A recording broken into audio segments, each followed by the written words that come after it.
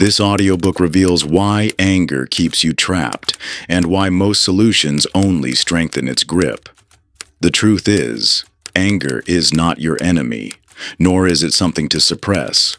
When you shift your relationship with it, you unlock a power greater than control, one that makes you truly undefeatable. Becoming undefeatable. Introduction. You know the cycle all too well, the familiar surge of heat rising in your chest, the tightening of your jaw, the rush of thoughts that fuel an inner fire until it explodes outward, leaving devastation in its wake. In the aftermath, you're left with the wreckage of damaged relationships, professional setbacks, and the crushing weight of regret. You've tried the conventional approaches, counting to 10, deep breathing, anger management techniques that promise control. Perhaps they've helped temporarily, but the underlying pressure remains, ready to erupt when you least expect it. These methods often fall short because they treat anger as an enemy to be suppressed, rather than a signal to be understood. What if freedom from anger's grip isn't about fighting harder but about letting go? Not through passive resignation, but through a profound shift in how you relate to the very experiences that trigger your anger. This isn't about denying legitimate grievances or accepting injustice. It's about discovering a power far greater than anger could ever provide. Think of anger as a prison, one whose walls are built from rigid expectations, interpretations, and attachments. You didn't choose to build this prison, but its maintenance requires your ongoing participation. The remarkable truth is that the keys to freedom have been within your reach all along, waiting to be recognized through a shift in perception. The challenging people in your life, the unfair situations you face, the accumulated frustrations of daily existence, these won't magically disappear. But your relationship with them can transform so fundamentally that what once triggered overwhelming anger becomes an opportunity for deeper understanding and empowered action. This book won't teach you to eliminate anger. That's neither possible nor desirable. Anger itself isn't the enemy. It's your relationship with anger that determines whether it controls you or serves as valuable information about what matters most to you. Through the chapters ahead, you'll discover how to access a level of peace and personal power that remains stable, regardless of external circumstances. The path forward isn't about adding more techniques to your emotional management toolkit. It's about recognizing and releasing the unconscious patterns that keep anger's prison intact. As you progress through this book, you'll learn to see anger not as an inevitable response to life's challenges, but as a choice point, an opportunity to respond from wisdom rather than react from conditioning. True freedom from anger's control emerges not from suppression or avoidance, but from a fundamental shift in how you understand and process the experiences that typically ignite it. This transformation doesn't require years of practice or special techniques. It begins the moment you recognize that your relationship with anger can change, and that this change starts with perception rather than control. Are you ready to discover what lies beyond anger's walls?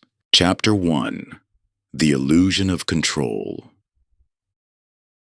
Picture someone standing at the ocean's edge, shouting commands at the incoming waves, demanding they stop or change their course. The futility is obvious. Yet how often do we mirror this behavior in our daily lives, raging against circumstances beyond our control? This fundamental mismatch between our expectations and reality forms the breeding ground for anger. You experience this gap constantly in modern life. Traffic refuses to move at your preferred pace. Technology malfunctions at crucial moments. People fail to behave according to your standards. Each instance triggers a surge of anger not because these situations are inherently anger-worthy, but because they violate your expectation of how things should be. This instinct for control runs deep in human psychology. Your brain perceives uncertainty as a threat, activating the same neural pathways that respond to physical danger. The illusion of control serves as a psychological shield, protecting you from feeling vulnerable in an unpredictable world. Modern life intensifies this dynamic, surrounded by smart devices and customizable experiences. You're conditioned to expect that everything should bend to your preferences. The intensity of your anger often correlates directly with the strength of your attachment to specific outcomes. When you grip tightly to how a situation must unfold, you create the perfect conditions for rage when reality inevitably deviates from your script. The parent who explodes when their child won't follow instructions, the professional who seethes at a colleague's different approach, the driver who rages at being cut off, all share the common thread of demanding that reality conform to their expectations. Your brain's threat response system, while essential for survival, can't distinguish between physical threats and challenges to your expectations. When your carefully constructed plans derail, when others don't respect your boundaries, or when situations feel out of your control, your nervous system reacts as if facing mortal danger.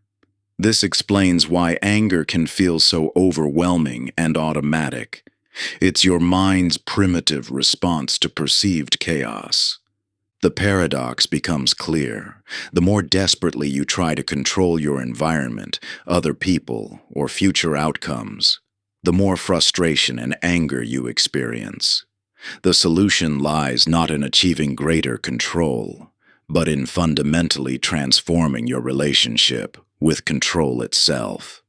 This doesn't mean accepting injustice or becoming passive in the face of genuine wrongs. Instead, it means developing the wisdom to distinguish between what you can and cannot influence. True power emerges not from forcing reality to conform to your wishes, but from learning to navigate life's currents with flexibility and presence. Your anger serves as a precise indicator of where you're attempting to control the uncontrollable. Each burst of rage points to an expectation, a demand, or an attachment that may need examination. The driver tailgating you can't be controlled, but your response can. Your colleague's work style isn't yours to dictate, but your approach to collaboration is. The weather won't bow to your schedule, but your preparation and attitude remain within your power. The path to freedom from anger begins with this crucial recognition. Most of what fuels your anger stems not from external events, but from your internal insistence that things be different than they are. This insight doesn't eliminate anger, nor should it, but it transforms your relationship with it. When you understand that anger largely arises from frustrated attempts to control the uncontrollable, you gain the power to choose a different response. This revelation opens the door to profound change, but it also raises important questions. If releasing control creates freedom, why do we resist it so strongly? What drives our deep-seated need to control our environment and others? The answers reveal the hidden costs of maintaining the illusion of control, costs that extend far beyond moments of anger to shape the very quality of your life. Chapter 2. The Hidden Cost. When you hold on to anger, you're not just holding an emotion. You're gripping a burning coal that scorches your own hands while failing to affect its intended target. This visceral truth becomes evident when we examine the devastating toll anger takes across every dimension of your life, consuming far more than most realize until the damage becomes irreversible. The physiological impact of chronic anger is profound and well documented. Each surge of rage triggers a cascade of stress hormones that wear down your body's systems over time. Your heart rate accelerates, blood pressure spikes, and inflammation spreads throughout your tissues. Medical research has consistently shown that individuals prone to frequent anger experience significantly higher rates of cardiovascular disease, weakened immune function, and accelerated cellular aging. These effects accumulate silently, like interest on a debt you don't know you're accruing until the bill comes due. Beyond the physical toll, anger systematically dismantled your mental clarity. When rage takes hold, your brain's higher cognitive functions, reasoning, perspective taking, creative problem solving, become hijacked by more primitive responses. Your perception narrows, filtering out information that doesn't support your angry narrative. Solutions that might be obvious in a calmer state become invisible. The world reduces to a binary of threat and defense, eliminating the nuanced thinking needed for genuine understanding and growth. The relationship damage caused by chronic anger often proves the most costly. Trust, once fractured by repeated outbursts, becomes increasingly difficult to rebuild. People begin walking on eggshells around you, withholding their authentic selves. Even when your anger feels justified, the defensive patterns it creates in others can poison connections that took years to build. Professional opportunities quietly disappear as colleagues and clients choose to avoid the unpredictability of your responses. Perhaps most insidiously, anger blocks your connection to deeper meaning and purpose. It acts as a thick fog between you and life's moments of beauty, insight, and genuine human connection. The energy that could be directed toward growth and creation instead feeds a cycle of reaction and regret. Your spiritual well-being, that sense of being aligned with your highest values and potential, erodes with each choice to nurture grievance over grace. You might argue that anger serves important functions. It can motivate action, set boundaries, or signal when something needs to change. While these observations hold truth, they overlook a crucial distinction: the temporary utility of anger versus its accumulated cost. Much like using a credit card for every purchase, the small conveniences mask a mounting debt that eventually demands payment with heavy interest. This anger debt manifests in countless ways: the promotion lost due to a single outburst, the relationship that finally breaks under the weight of unresolved resentment, the chronic health conditions that emerge from years of internal stress. Even more subtle are the opportunities never seen, the connections never made, the moments of joy never experienced, because anger's distorting lens filtered them out before they could reach your awareness. The belief that anger is necessary for justice or positive change represents one of the most persistent myths in modern culture. History's most effective agents of change, from Martin Luther King Jr. to Nelson Mandela, demonstrated that the most powerful transformations come not from rage, but from focused, principled action combined with profound compassion. Anger might spark initial movement, but it rarely sustains meaningful progress. Consider how anger systematically blinds you to alternatives. Like wearing dark glasses indoors, it may offer a sense of protection, but ultimately impairs your ability to navigate effectively. Every moment spent nurturing grievances is a moment lost to growth, connection, or the pursuit of what truly matters to you. The energy required to maintain anger depletes the very resources needed for creating positive change. The true cost of chronic anger extends far beyond its immediate expression. It acts as a corrosive force in your life, steadily degrading your health, relationships, opportunities, and inner peace. Each burst of rage writes another check against your well-being that will eventually require payment. Yet for many, anger has become so familiar that it feels like an essential part of identity, a reality we'll explore in the next chapter. Chapter 3. The Anger Identity.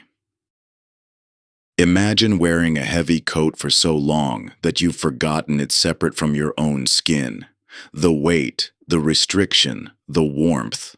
They've all become so familiar that you can no longer distinguish where the coat ends and you begin. This is how anger becomes fused with identity, transforming from an emotional response into what feels like an unchangeable part of who you are. The roots of this fusion often stretch back to early experiences where anger served as a survival mechanism. In environments where anger was the primary emotional currency, where it represented strength or commanded respect, you learned to wear it like armor. Cultural messages reinforce this, particularly for men who were taught that anger is more acceptable than vulnerability, or for women who discovered that anger could provide a voice in situations where they felt powerless. Your relationship with anger likely deepened through family patterns. Perhaps you grew up in a household where anger was the default response to life's challenges. You witnessed adults meeting uncertainty with rage, frustration with outbursts, fear with aggression. These became your templates for navigating the world, not because they were effective, but because they were familiar. Over time, anger became more than an emotion. It became a lens through which you view the world, a primary tool in your emotional toolkit. A reflexive response so automatic you stopped questioning its necessity. This transformation happened gradually, like water wearing a groove in stone, until anger became your default setting, your go-to response, your emotional home base. This anger as identity serves multiple functions. It acts as a shield, protecting you from more vulnerable emotions like hurt, fear, or sadness. It provides a sense of power when you feel powerless, a voice when you feel unheard, a way to maintain distance when intimacy feels threatening. In many ways, anger has been your faithful companion, showing up reliably when other emotions felt too risky to express. The concept of anger scripts explains how these patterns become automated. These are the predictable sequences of emotional response that play out in your life like well-rehearsed scenes in a play. Someone questions your judgment. Cue anger. Plans change unexpectedly. Cue anger. You feel disrespected. Cue anger. These scripts run so smoothly you barely notice them starting, let alone question their necessity. The prospect of releasing anger as identity naturally triggers resistance. If anger has been your strength, your protection, your way of being seen and heard in the world, what remains when you set it down? The fear of becoming passive, of losing your edge, of being vulnerable to hurt. These concerns are valid but ultimately misguided. True strength lies not in your capacity for anger, but in your ability to choose your responses consciously. Think of anger as a role you've played for so long you've forgotten your acting. Like a method actor who stays in character off stage, you've maintained this persona so consistently that it feels inseparable from your authentic self. But beneath the role lies your true nature, more spacious, more nuanced, more capable of responding to life's challenges with wisdom rather than reactivity. Understanding this distinction between your essential nature and your learned responses is crucial. You are not your anger any more than an actor is the character they portray. This recognition creates the space needed for change, allowing you to examine your relationship with anger without the fear that questioning it will somehow diminish who you are. When you begin to explore your anger archaeology, tracing the origins of your relationship with anger, patterns emerge. You start to see how specific experiences shaped your emotional responses, how certain beliefs about anger's necessity were formed, and most importantly, how many of these patterns may no longer serve your current reality. Consider the difference between an identity-based anger response and one that comes from your deeper self. When criticism triggers an angry defense, that's the old role at work, protecting a threatened ego. But when you can receive the same criticism with curiosity, examining what's useful while maintaining your sense of worth, that's responding from your authentic nature. The freedom you seek doesn't come from suppressing anger or pretending it doesn't exist.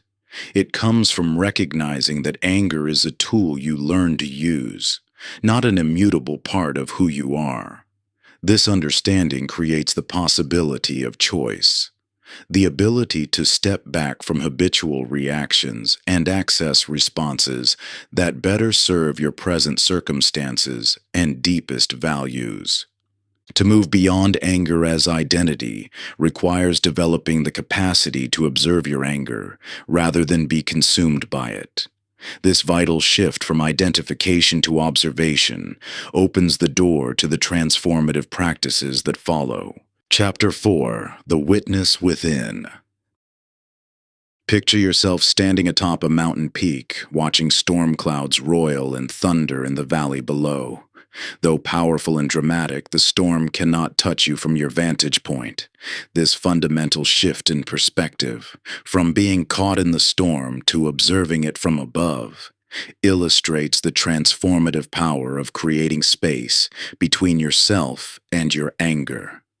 Within your consciousness exists a remarkable capacity, the observing self. This aspect of your awareness can witness thoughts and emotions without becoming entangled in them. Research in neuroscience has revealed that this isn't merely a philosophical concept, but a tangible neural reality. When you engage this observing capacity, your prefrontal cortex, the brain's executive center, strengthens its ability to modulate the emotional reactivity generated by the amygdala, your brain's threat detection system. The challenge is that anger often feels like a force that simply happens to you, a sudden surge of emotion that seems to bypass all conscious control. One moment you're calm, the next you're in the grip of rage, with no apparent space between trigger and reaction. This experience is universal, but it masks a crucial truth. Anger unfolds as a process, not an event. Between the initial trigger and full expression lies a spectrum of development, offering multiple points where awareness can interrupt the escalation. Think of anger as a powerful river current. When you're swept up in it, the force feels overwhelming and resistance seems futile. But just as a river has banks that contain and direct its flow, your awareness can provide stable ground from which to witness the current without being carried away by it. This isn't about suppressing the river's flow. It's about finding a position of conscious choice rather than helpless reactivity. The concern that creating space through observation might lead to emotional suppression or detachment is natural, but misguided. The witness perspective doesn't diminish emotional authenticity. It enhances your capacity to engage with emotions intelligently rather than reactively. Research shows that people who develop this observing capacity actually experience emotions more fully while maintaining greater choice in how they respond to them. Understanding the neuroscience behind this process can help overcome skepticism. When you're triggered, your amygdala initiates a threat response in milliseconds, flooding your system with stress hormones before your conscious mind can intervene. However, the prefrontal cortex can learn to recognize this activation increasingly earlier in the cycle. Through consistent practice, you can develop neural pathways that allow awareness to enter the picture sooner, creating crucial space between trigger and response. This space, what psychologists call the stimulus-response gap, is where your freedom from anger begins. Every time you manage to pause, even for a moment, between a trigger and your habitual reaction, you strengthen these neural pathways of conscious choice. The cumulative effect of these small pauses gradually transforms your relationship with anger from one of captivity to one of capacity. The pause practice works with this natural capacity for awareness, training your brain to recognize the earliest signs of anger activation. The practice involves three key elements: recognizing triggers, engaging the observing self, and consciously choosing a response rather than reacting automatically. When practiced consistently, this simple but profound technique creates an increasing sense of space and choice in formerly automatic anger reactions. Consider how this plays out in real situations. Without the witness perspective, a critical comment instantly triggers a defensive, angry response. Your body tenses, your voice raises, and you're launching a counterattack before you even realize what's happening. With the witness perspective engaged, you can observe the same trigger while maintaining choice, noticing the physical sensations of anger arising, recognizing the thoughts and impulses moving through your mind, but remaining grounded in awareness rather than swept away by reactivity. This transformation doesn't happen overnight. Like any skill, developing the witness perspective requires practice and patience. The key is understanding that each moment of awareness, no matter how brief, strengthens your capacity for conscious choice. Every time you manage to pause between trigger and response, you're literally rewiring your brain's reactive patterns. As you strengthen this capacity for witnessing, you'll begin to notice something crucial. Much of what fuels your anger are the stories you tell yourself about what's happening. Interpretations, assumptions, and narratives that turn neutral events into personal affronts. These stories, more than the events themselves, often determine the intensity and duration of your anger response. Chapter 5. The Stories We Tell. Two travelers stand beneath the same sky as rain begins to fall. One clenches his fists, cursing the weather for ruining his carefully laid plans. The other tilts her face upward, grateful for the nourishment the parched earth so desperately needs. Same rain, radically different experiences, not because of the water falling from the sky, but because of the meaning each traveler assigns to it. This fundamental truth lies at the heart of your relationship with anger. It's not the events themselves that generate your emotional response, but the story you tell about what those events mean. Understanding this distinction holds the key to transforming your experience of anger from the inside out. Your brain is constantly creating meaning from the raw data of experience, weaving interpretations so quickly and automatically that they feel like objective reality rather than subjective narrative. When someone cuts you off in traffic, your instant narrative might be, "They deliberately disrespected me," rather than, "They probably didn't see me," or "They might be rushing to an emergency." The first interpretation virtually guarantees anger. The alternatives open the door to understanding or compassion. These interpretive patterns run deep, shaped by past experiences, cultural messages, and unconscious assumptions about how the world should work. They form what psychologists call cognitive distortions, systematic ways your mind skews reality toward threat and grievance. Mind reading occurs when you assume you know others' negative intentions without evidence. Catastrophizing transforms minor setbacks into major calamities. Personalization interprets others' actions as deliberately targeted at you, when they likely have nothing to do with you at all. The power of these distortions lies in their invisibility. They feel like clear perception rather than interpretation. When your colleague doesn't acknowledge your greeting, you don't experience it as, "I'm creating a story that they're deliberately snubbing me." Instead, their rudeness feels like an objective fact, making anger feel completely justified and natural. This is where the transformative concept of story awareness becomes essential. Story awareness means developing the capacity to recognize your interpretations as created rather than discovered. It means catching yourself in the act of meaning making and remembering that you always have a choice about which meaning you assign. Some resist this idea, viewing it as naive, positive thinking that denies real problems. But rewriting your anger narratives isn't about pretending everything is fine. It's about seeing situations more accurately and completely.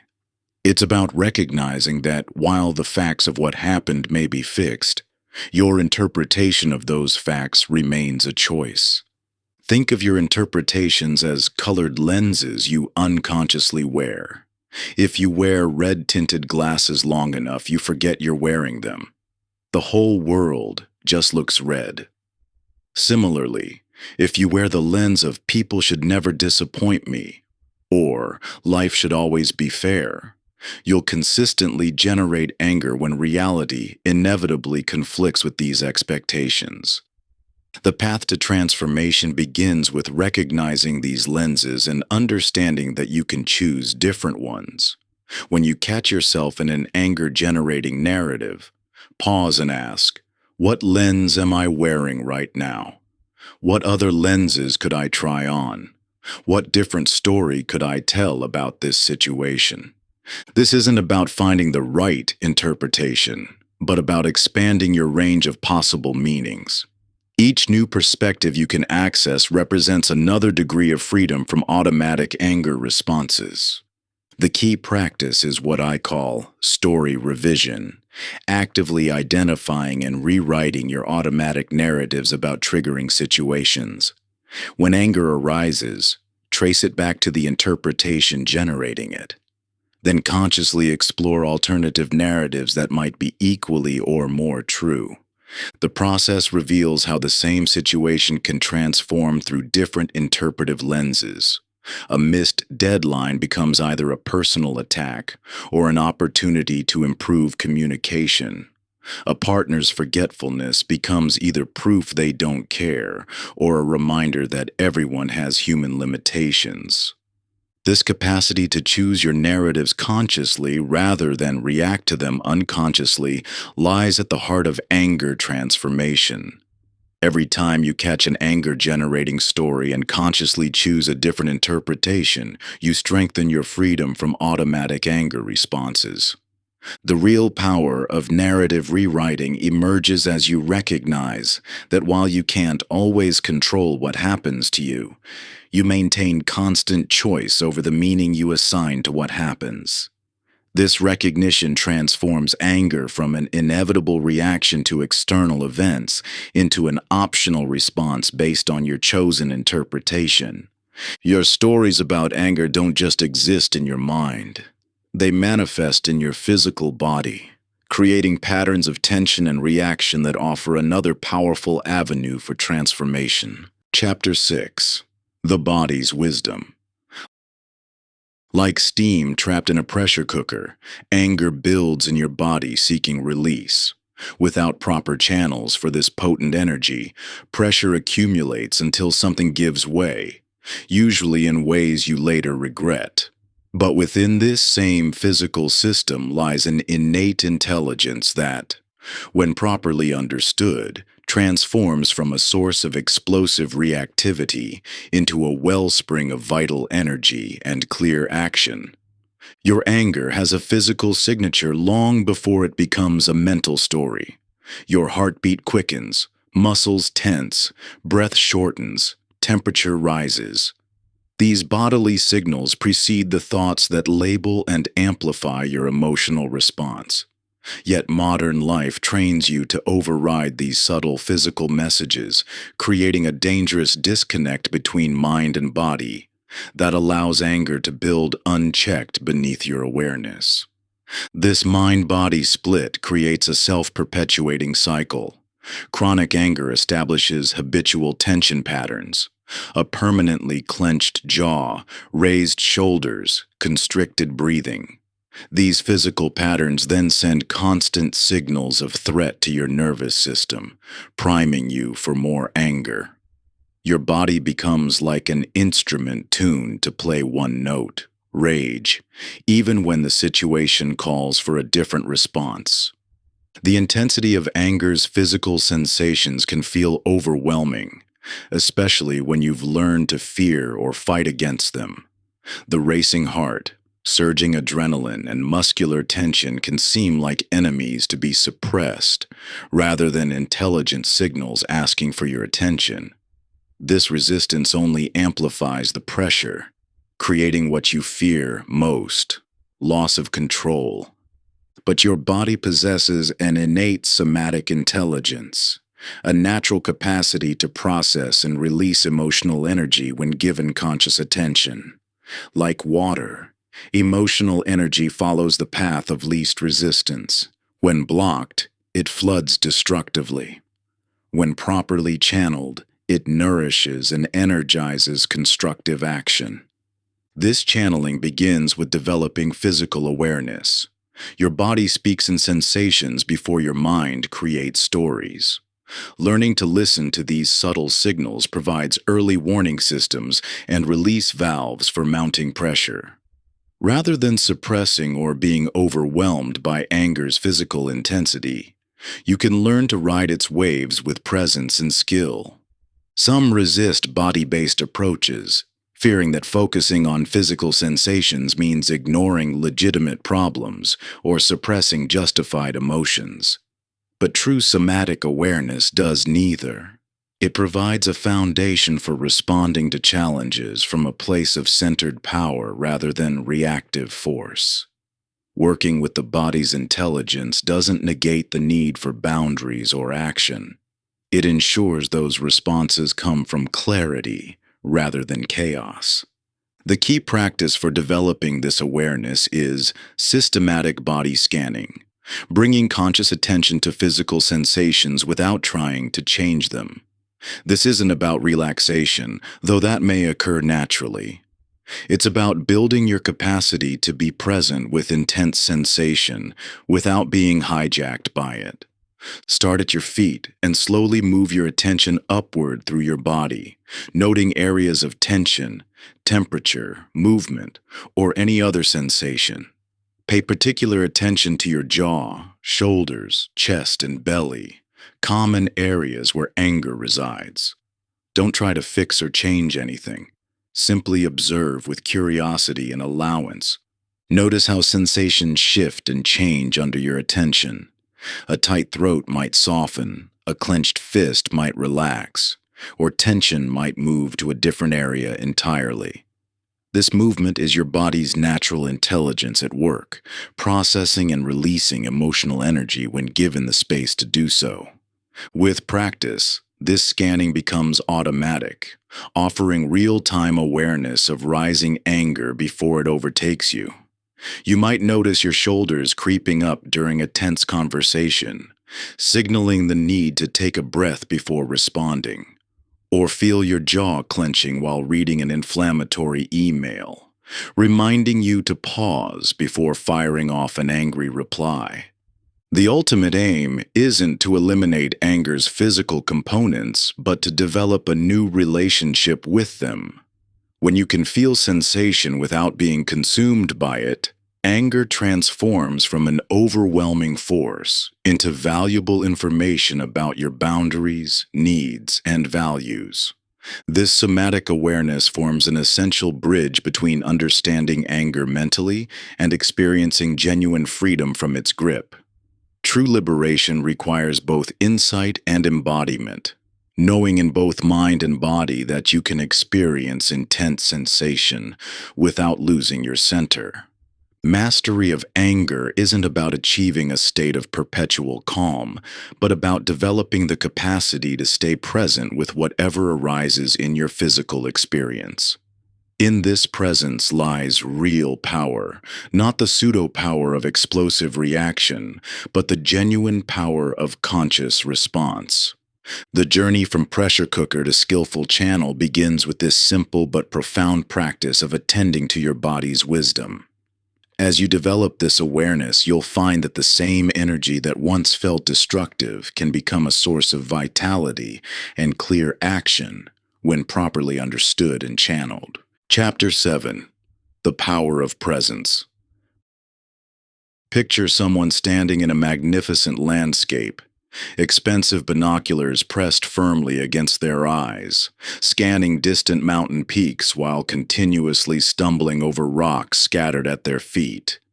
This constant focus on what lies ahead or behind, never on the present moment, mirrors how most navigate their emotional landscape, particularly regarding anger. In today's hyper-connected world, your mind constantly pulls you from the present, replaying past grievances or anticipating future conflicts. This mental time travel creates the perfect breeding ground for anger. When you're lost in thoughts about past injustices, your body responds as if they're happening now. When you're anxiously projecting potential future confrontations, your nervous system already begins preparing for battle. But here's the profound truth. Anger cannot fully exist in complete presence. This isn't abstract theory. It's supported by neuroscience. When you're fully present, the brain regions responsible for rumination and anxiety show decreased activity. The mental loops that typically generate and sustain anger require you to step out of the now, either backwards into memory or forwards into imagination. In presence, these loops naturally begin to dissolve. Yet in a culture that celebrates constant productivity and perpetual planning, presence often feels like a luxury you can't afford. Smartphones ping with notifications, deadlines loom, and responsibilities pile up. The very suggestion of staying present might trigger resistance. I don't have time for mindfulness. I have real problems to solve. This is where understanding anger momentum becomes crucial. Like a boulder rolling downhill, anger gains force through stories about past and future. Each thought about how you were wronged or what might go wrong adds velocity to this emotional mass. But presence acts as level ground, a place where this momentum naturally dissipates. Some worry that mindfulness means becoming passive or avoiding problems. But true presence actually enables more effective action by clearing away the mental static that clouds judgment. When you're fully present, you respond to what's actually happening rather than reacting to stories about what happened or might happen. Think of anger like ice, solid, rigid, potentially destructive. But just as ice naturally melts when exposed to warmth, anger begins to transform when held in the light of present awareness. This doesn't mean suppressing or denying anger, quite the opposite. It means experiencing it fully, but without the additional layers of story that usually accompany it. The five senses anchor practice offers a direct path back to presence when anger begins to arise. Instead of getting caught in mental narratives, systematically notice. What do you see right now in your immediate environment? What sounds are present, from the obvious to the subtle?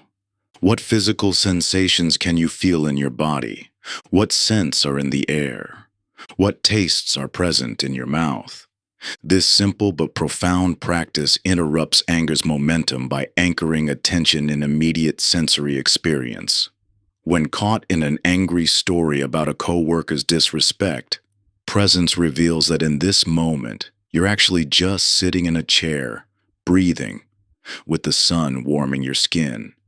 This doesn't invalidate your concern, but it provides perspective and space around it.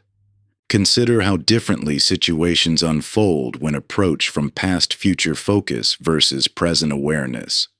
Without presence, a minor criticism triggers hours of mental arguments about past injustices and future confrontations. With presence, that same criticism might still sting, but the experience stays contained to the actual moment rather than expanding into an epic mental narrative. Freedom from anger begins with developing this capacity to be fully present with experience as it unfolds. This doesn't mean anger never arises, but rather that you develop the ability to meet it with awareness instead of being swept away by its momentum. And in this space of presence, something remarkable becomes possible.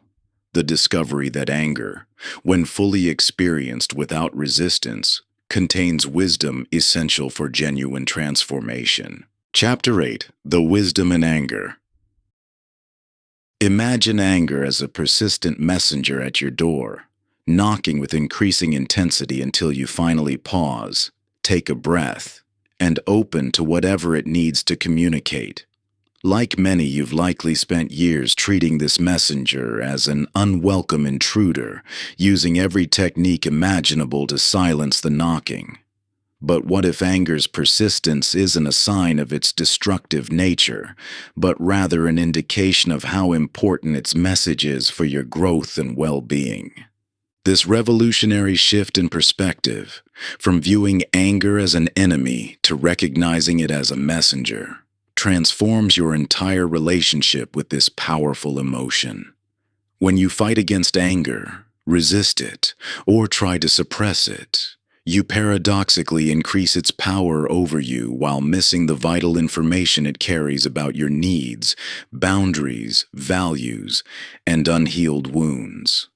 Modern psychology and neuroscience support this understanding. Your brain's emotion centers don't generate feelings randomly. They're sophisticated information processing systems that alert you to threats, violations, and imbalances in your life.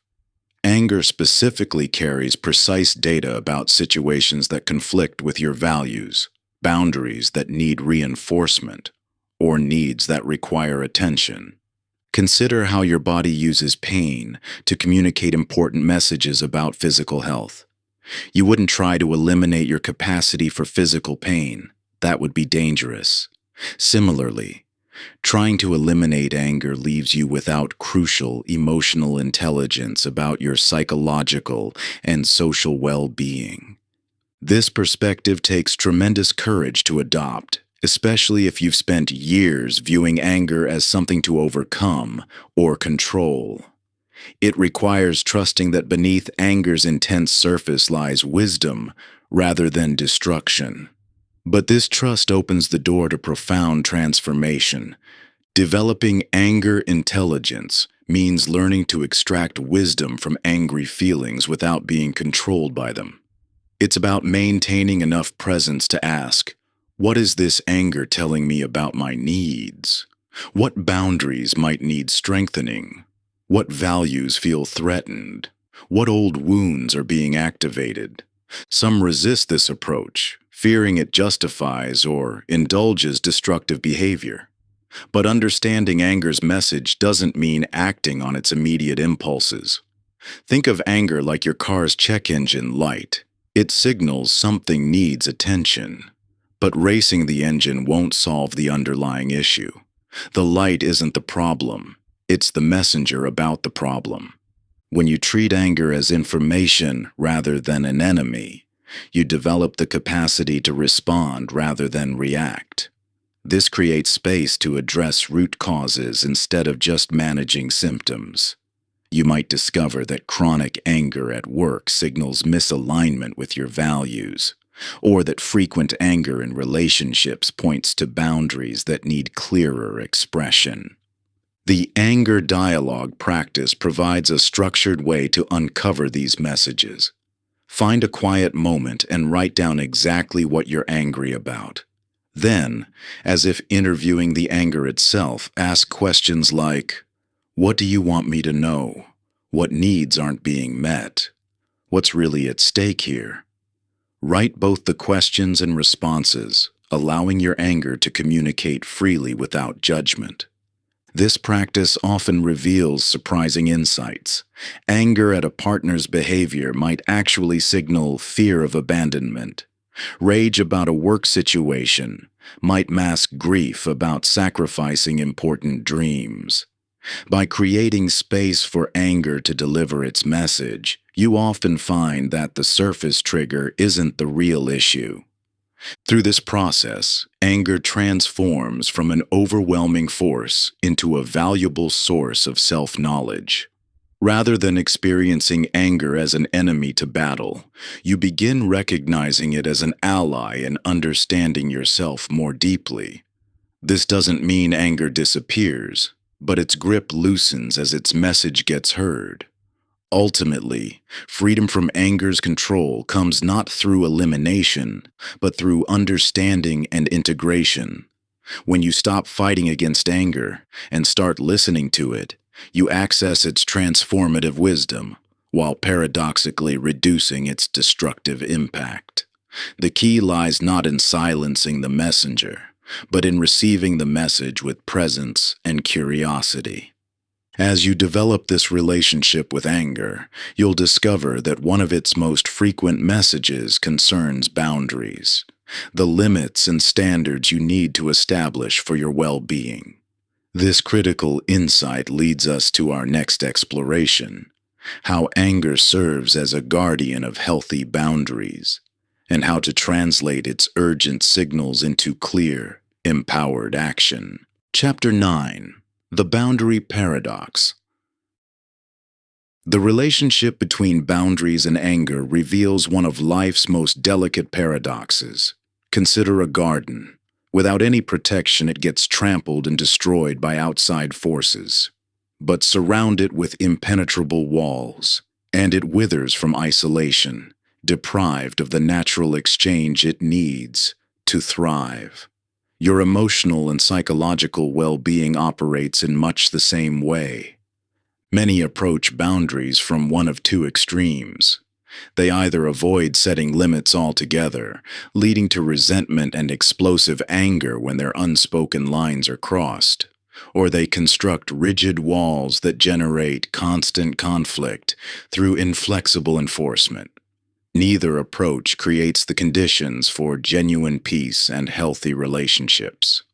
The neuroscience of boundaries reveals why this pattern persists. Your brain's threat detection system activates both when boundaries are violated and when you fear disconnection from others. This creates an internal conflict, protect yourself or maintain connection, that often manifests as anger. But this is a false choice based on a fundamental misunderstanding of what healthy boundaries actually do. True boundaries aren't walls or weapons. They're clear definitions of where you begin and end.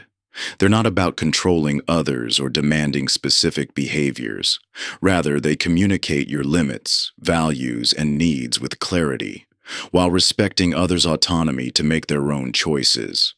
This distinction between boundaries, which we control, and rules, which attempt to control others, is crucial for reducing anger. Many struggle with boundary setting due to early experiences that taught them to prioritize others' comfort over their own needs. Some learned that having limits was selfish, or that expressing them led to rejection. Others experienced serious boundary violations that left them oscillating between no boundaries and rigid defensiveness. These patterns create a chronic anger trigger, either from continuous boundary crossing or from the exhaustion of maintaining defensive walls. Boundary clarity offers a different path. Unlike reactive or rigid boundaries, clear boundaries emerge from self-knowledge and self-respect. They don't require anger to enforce because they're simply statements of truth about your limits, preferences, and needs.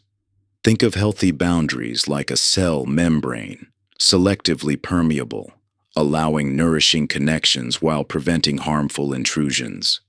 This biological metaphor reveals something profound about boundaries. They're not obstacles to connection, but prerequisites for it. Just as a cell can't function without its membrane, you can't form genuine relationships without clear boundaries.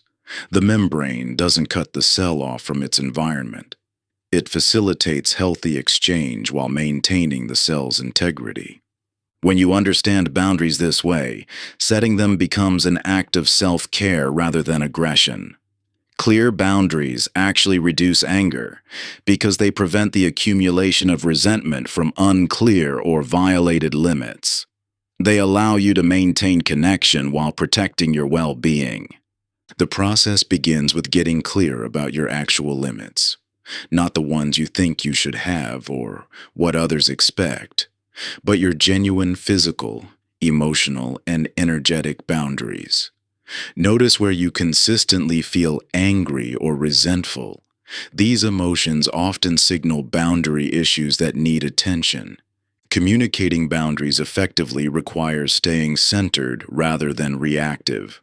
Instead of waiting until anger forces an explosive expression of limits, practice stating them clearly and early. Use simple, direct language that focuses on what you will or won't do, rather than attempting to control others' behavior. Healthy boundaries aren't ultimatums or threats. They're clarity about where you stand, what you need, and how you'll care for yourself. When expressed this way, boundaries actually reduce conflict because they eliminate the ambiguity that often leads to boundary violations and subsequent anger. Modern research supports this approach, showing that clear boundaries reduce stress hormones and improve relationship satisfaction. By contrast, unclear boundaries keep your nervous system in a state of hypervigilance, primed for anger as a defensive response. Most importantly, recognize that boundary setting is a practice, not a one-time event. Like the gardener who continuously tends their fences, maintaining healthy boundaries requires ongoing attention and adjustment. But unlike rigid walls built from anger, clear boundaries create the conditions for both protection and connection, the foundation for genuine freedom from anger's grip. While establishing clear boundaries offers essential protection, true freedom from anger requires something more: the capacity to extend understanding to others, even those who trigger our strongest reactions. This is where we turn our attention to the transformative power of compassion.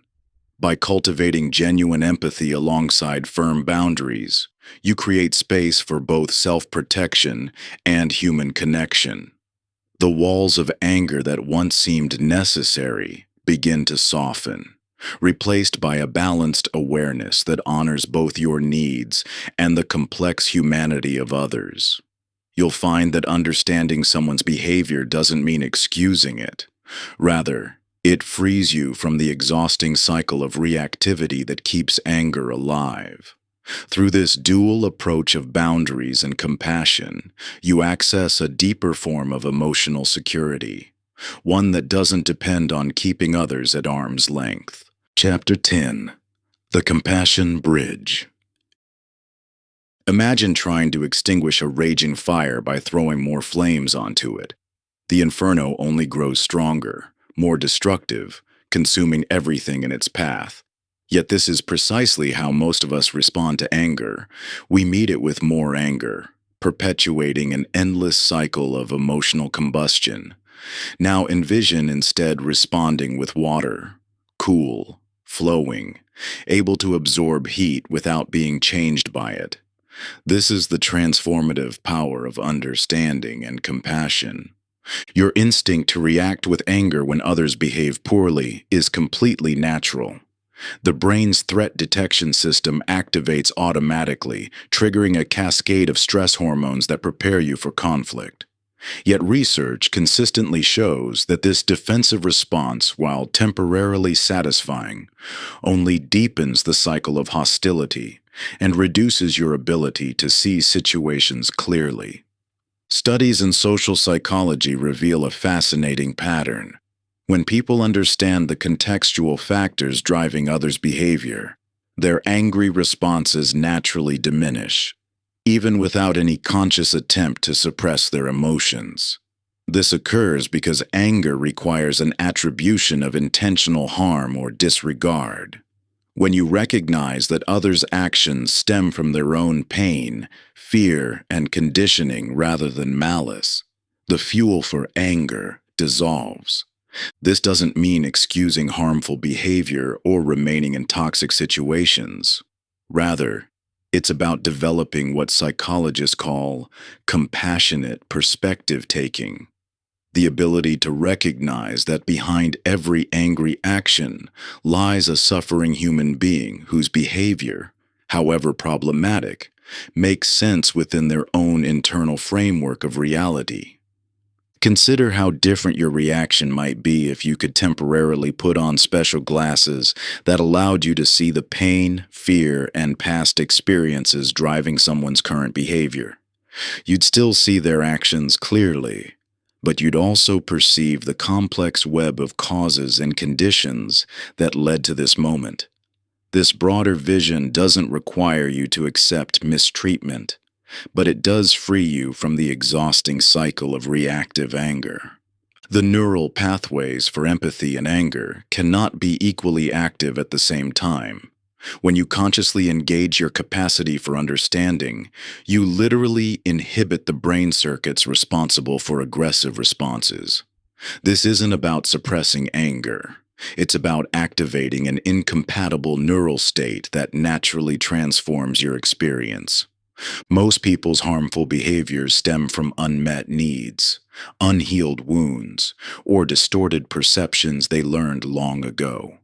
They're operating from their own limited map of reality, often unconsciously recreating patterns they themselves experienced.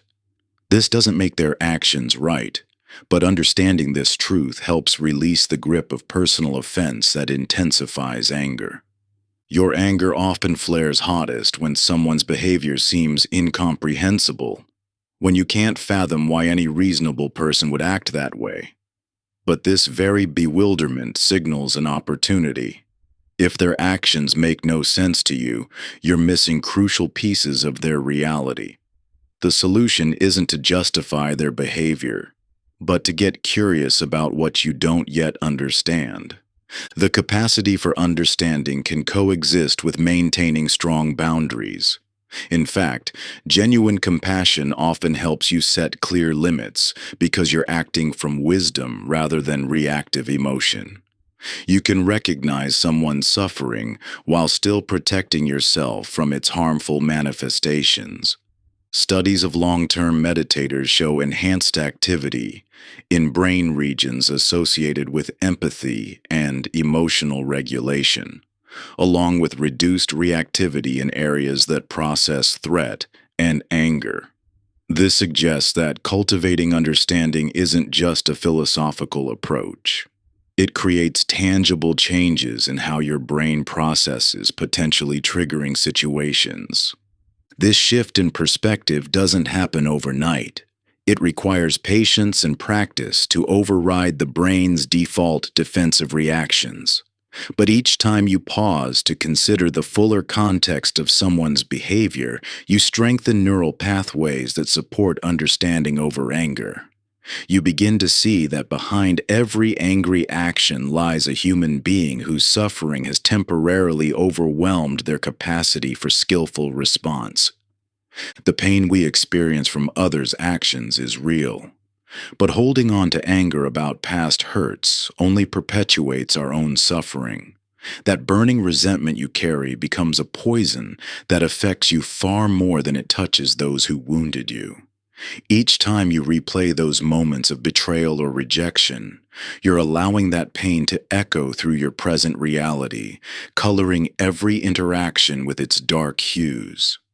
As we'll explore in the next chapter, while understanding helps us relate differently to others in the present, forgiveness allows us to release the heavy burden of past injuries, not for their sake, but for our own liberation. This isn't about excusing harmful behavior or pretending it didn't matter. It's about freeing yourself from the exhausting weight of accumulated grievances that drain your energy and dim your spirit. Your freedom lies in recognizing that you can honor the reality of your pain while choosing not to let it define your future. Chapter 11. The Forgiveness Path. The weight of unforgiveness is like carrying a boulder uphill. Every step requires tremendous effort, drains your energy, and prevents you from moving freely through life. Yet this burden isn't placed upon you by others. You maintain its crushing presence through your own grip. The most surprising truth about this weight is that you can set it down at any moment. Not because the injury wasn't real, but because continuing to carry it hurts no one but yourself. Understanding true forgiveness requires first dispelling several critical misconceptions. Forgiveness does not mean forgetting what happened or pretending you weren't hurt. It doesn't require reconciliation with those who harmed you, or resuming relationships that are unhealthy. Most importantly, forgiveness is not about condoning harmful actions or surrendering your right to justice. Neuroscience reveals how unforgiveness maintains a state of hypervigilance in your nervous system, keeping you perpetually prepared for past hurts to repeat. Your body remains in a subtle fight-or-flight state, diverting energy from healing and growth toward maintaining old wounds. This physiological burden compounds the emotional weight you carry. The distinction between forgiveness and reconciliation is crucial. Forgiveness is an internal process of emotional release that you undertake for your own well-being. Reconciliation is an external process requiring both parties' participation and genuine change. You can fully forgive someone while still maintaining strong boundaries or choosing not to have them in your life. When you understand that forgiveness is about freeing yourself rather than benefiting the offender, resistance often begins to soften. Just as a prisoner dreams of freedom, your heart longs to release the constriction of held resentment. But this release must be authentic. Trying to force forgiveness before you're ready can create additional layers of internal conflict. The path to genuine forgiveness often moves through several stages, acknowledging the full impact of what happened, allowing yourself to feel the legitimate emotions around the injury, understanding the broader context without excusing harmful behavior, and consciously choosing to release your attachment to the past for your own liberation. This process takes tremendous courage. It requires facing pain you may have been avoiding and examining beliefs about justice, fairness, and closure that may not serve you. It means developing enough self-trust to know you can protect yourself without maintaining anger as a shield. The paradox of forgiveness is that it often feels impossible until it happens. Much like trying to relax a clenched fist that has been held tight for years. The muscles have grown so accustomed to the tension that relaxation itself feels threatening. Yet just as that hand can slowly release, your heart can gradually soften its protective grip. True forgiveness emerges from strength, not weakness. It comes from recognizing that while you couldn't control what happened to you, you can choose whether to continue carrying its weight. It arises from understanding that resentment doesn't protect you from future harm. It only ensures that past injuries continue to limit your present life. Through the Freedom Letters practice, you create a private space to express everything you've held inside, all the pain, anger, and impact of what happened. These unsent letters aren't about communicating with others, but about allowing your own truth to be fully acknowledged. This validation of your experience, paradoxically, begins to loosen its grip on your present. Consider the difference in these responses to betrayal. In the first, you maintain constant vigilance, rehearsing the injury and strengthening your resentment as a form of protection. Your thoughts regularly return to the event, and your body remains tense, ready to defend against similar hurts.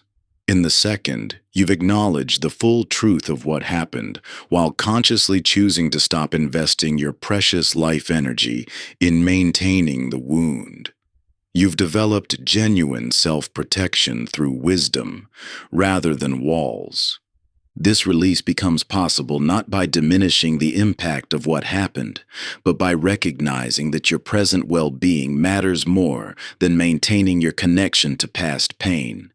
Just as you wouldn't continue holding a hot coal simply because someone else threw it at you, you can choose to stop allowing past injuries to burn you in the present.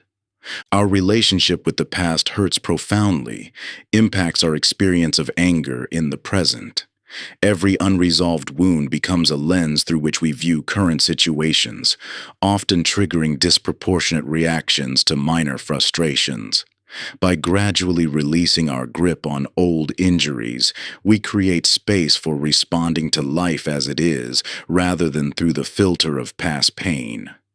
The essential shift in forgiveness is from seeing it as something you do for others to recognizing it as an act of profound self-love. It's about reclaiming the energy that maintaining resentment requires and redirecting it toward your own growth and joy. Freedom becomes possible not by changing the past, but by changing your relationship with it. Chapter 12. The Expectation Reset. Imagine repeatedly planting tropical flowers in Arctic conditions, returning each morning with increasing frustration to find them withered and dying. You might blame the flowers, the soil, or even yourself. But the fundamental issue lies in the misalignment between what you're demanding and what reality can provide. This struggle mirrors how we often approach life itself, harboring expectations that clash with the fundamental nature of people, situations, and human limitations. Your anger frequently stems not from events themselves, but from your insistence that they should be different. Research in cognitive psychology demonstrates that the gap between expectations and reality generates more emotional suffering than adverse circumstances themselves. When you demand that your partner should always understand you without explanation, that your children should never test boundaries, or that your career should progress without setbacks, you're essentially planting tropical flowers in Arctic soil. The distinction between healthy standards and rigid demands proves crucial. Standards acknowledge reality while pointing toward growth, like recognizing that relationships require ongoing communication while accepting that misunderstandings will occur. Demands, however, reject reality in favor of idealized shoulds, insisting that true love means perfect understanding without effort. One path leads to constructive action, the other generates perpetual anger. Your expectations often operate like invisible software running in the background of your mind, shaping your emotional responses without conscious awareness. These unconscious demands might include beliefs that life should be fair, people should always keep their word, hard work should guarantee success, or love should never involve conflict. Each unexamined expectation becomes a potential trigger for anger when reality inevitably fails to comply. The concept of expectation flexibility offers a transformative alternative to rigid demands. This isn't about lowering standards or accepting mediocrity. It's about developing the capacity to hold preferences lightly while adapting to what is. When you cultivate expectation flexibility, you maintain your values and desires while releasing your insistence that reality conform to them. Many resist adjusting their expectations, fearing this means settling for less or enabling poor behavior. However, the opposite proves true. Rigid expectations actually reduce your power by keeping you trapped in cycles of anger and disappointment. Flexible expectations enhance your effectiveness by allowing you to see situations clearly and respond skillfully rather than reactively.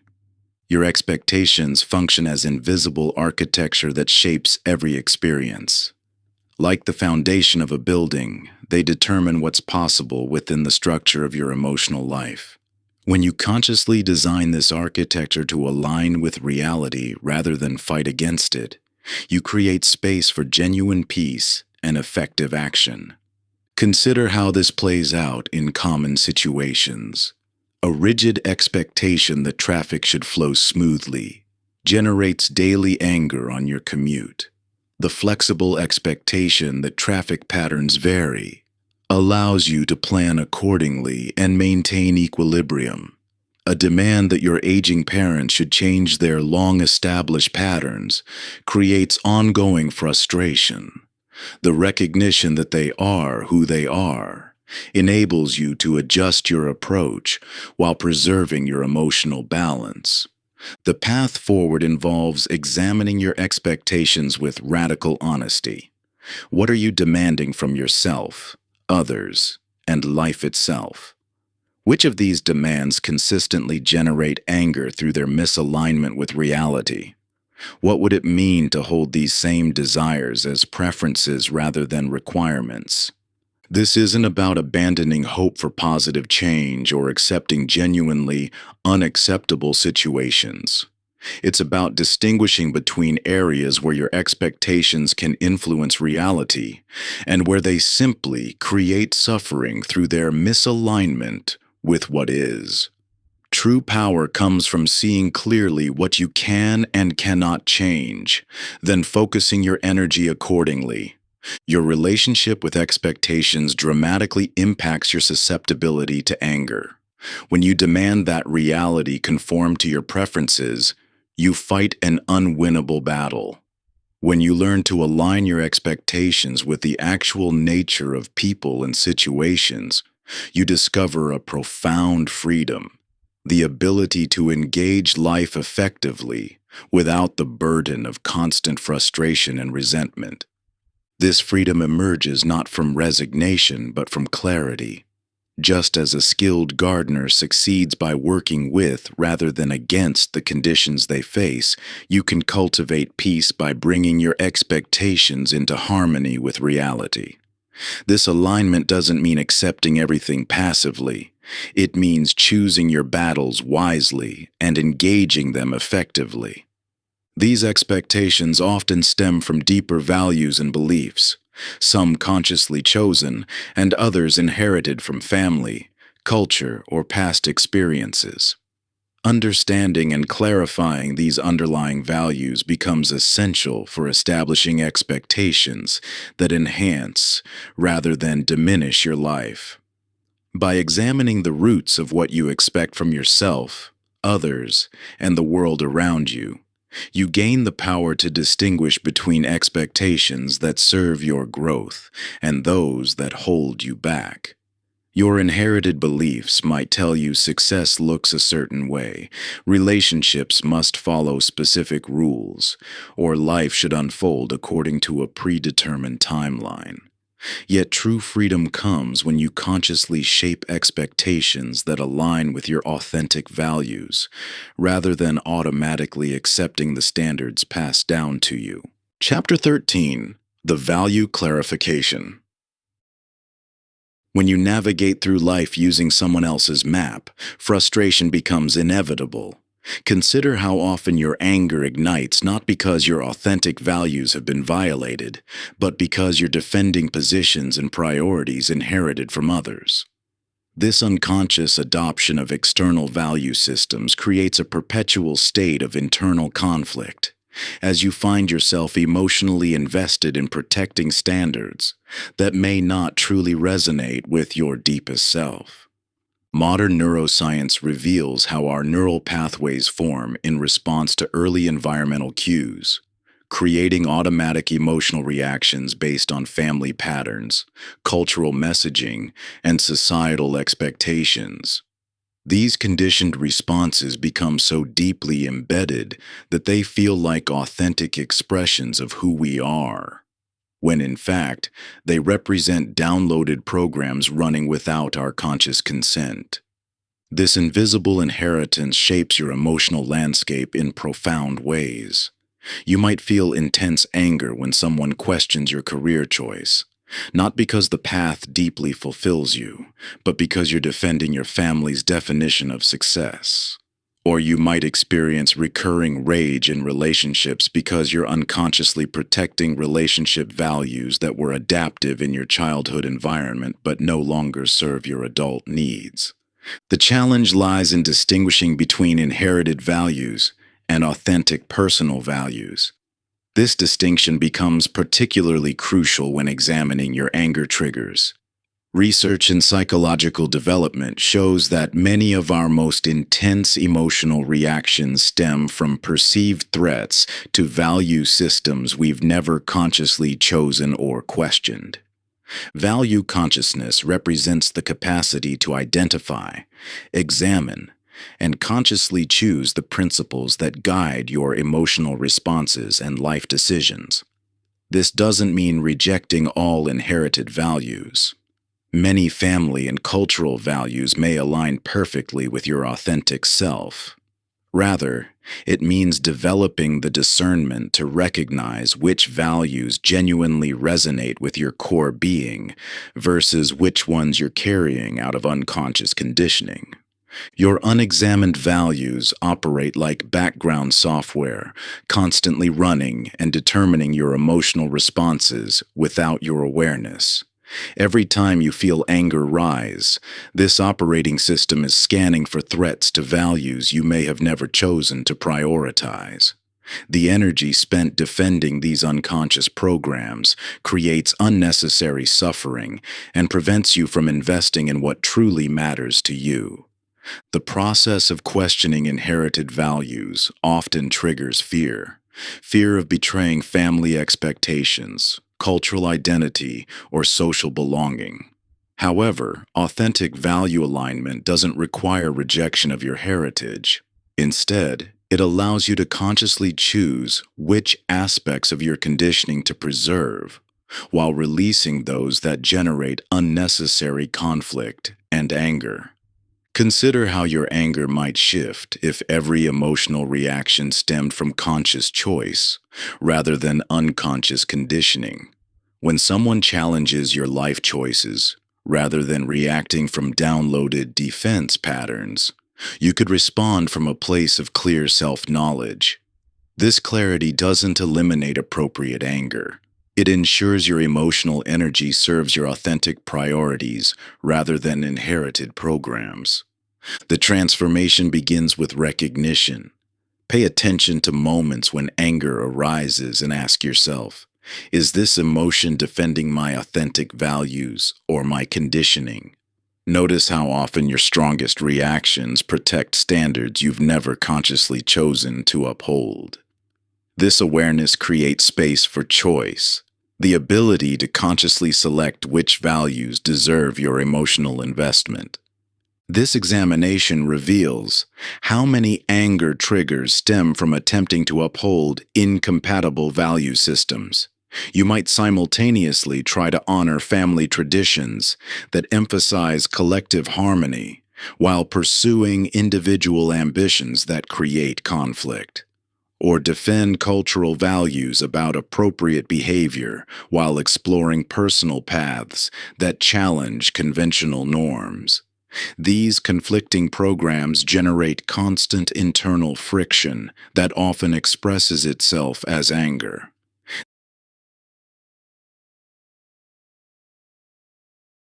The key lies in developing value consciousness, the ability to identify, question, and consciously choose the principles that guide your life. This doesn't mean adopting a purely individualistic approach or rejecting all inherited wisdom. Rather, it means bringing awareness to your value system so you can intentionally select which principles truly deserve your emotional energy and defensive responses. As you develop this consciousness, you'll likely discover that many of your recurring anger triggers protect values that don't actually align with your deepest truth. This recognition naturally releases you from unnecessary emotional reactions while strengthening your connection to what genuinely matters in your life. Your anger patterns often reflect your underlying value structure. When you operate from unconscious conditioning, these patterns create recurring conflicts and unnecessary suffering. However, when you align your emotional responses with consciously chosen values, anger becomes a precise tool rather than a reactive force, serving your authentic priorities rather than inherited programs. Most significantly, this shift allows you to invest your emotional energy where it truly matters. Instead of dispersing your force defending unconscious conditioning, you can channel it toward protecting and expressing what genuinely resonates with your core being. This focused alignment naturally reduces unnecessary anger while strengthening your capacity for meaningful action aligned with your authentic values. Even with the clearest values, however, our capacity for emotional balance depends significantly on how well we manage our basic physical and mental resources. Chapter 14: The Energy Management. Your capacity for emotional balance isn't just about mental discipline or spiritual awareness. It's intimately connected to how well you manage your basic physical and energetic resources. Picture a cup filled to the absolute brim. In this state, even the smallest disturbance causes overflow. This precisely mirrors how anger operates when your physical resources are depleted. What might normally be a minor annoyance becomes the trigger for intense emotional reactions. Research consistently demonstrates that sleep deprivation alone drastically impairs emotional regulation. The amygdala, your brain's emotional center, becomes hyperactive while the prefrontal cortex, responsible for rational thought and impulse control, shows reduced function. Studies at major universities have shown that just one night of poor sleep can increase emotional reactivity by up to 60%. Similarly, nutrition plays a crucial role in emotional stability. Blood sugar fluctuations directly impact mood regulation and stress response. The gut-brain connection reveals how inflammation from poor dietary choices affects neurotransmitter production, potentially creating a physiological environment where anger thrives. Physical movement serves as a natural pressure release valve. Exercise reduces stress hormones while increasing endorphins and BDNF, brain-derived neurotrophic factor, which supports emotional resilience. Yet modern life often relegates these fundamental needs to the bottom of priority lists, treating them as luxuries rather than essential foundations for emotional well-being. The contemporary workplace celebrates endless productivity while viewing rest as weakness. Social media promotes constant connectivity while making genuine restoration seem like lost opportunity.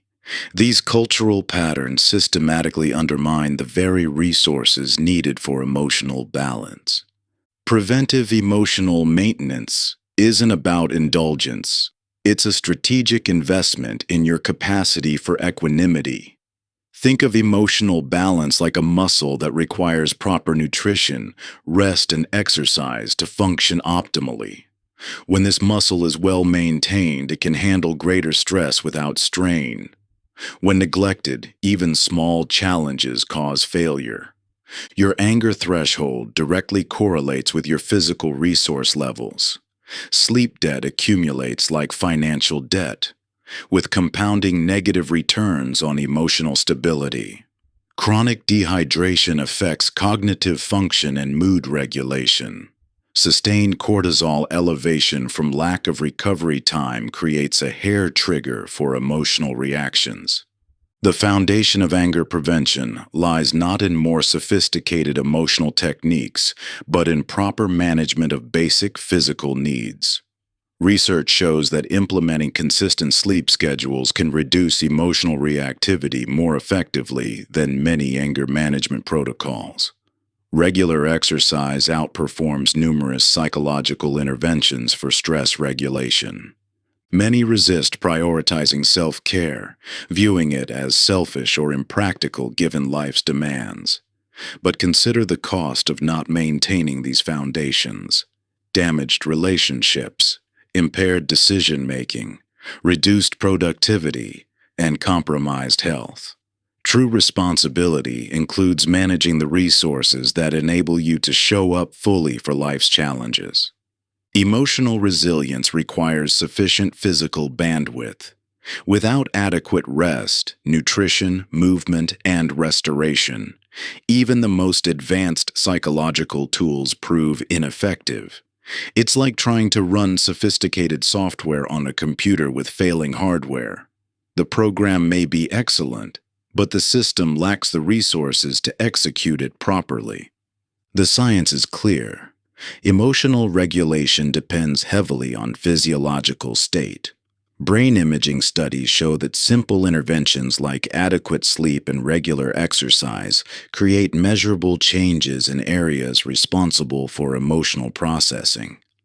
These basic practices often prove more powerful than complex emotional management strategies. This isn't about achieving perfect health habits. It's about understanding how physical resources fundamentally shape your emotional landscape and making informed choices about their management. Small improvements in sleep quality, nutrition, movement, and restoration can create significant shifts in your capacity to handle triggers without anger. Your relationship with anger transforms when you maintain sufficient physical and energetic resources. What once sparked immediate reactivity becomes manageable. The pause between trigger and response naturally expands. Solutions appear more readily. Resilience increases. The path to emotional freedom must be built on this foundation of basic well-being. Without it, more sophisticated approaches to anger management become exercises in frustration. With it, your capacity for equanimity grows naturally and sustainably. However, even with optimal physical resources, life will present challenges that test your emotional balance.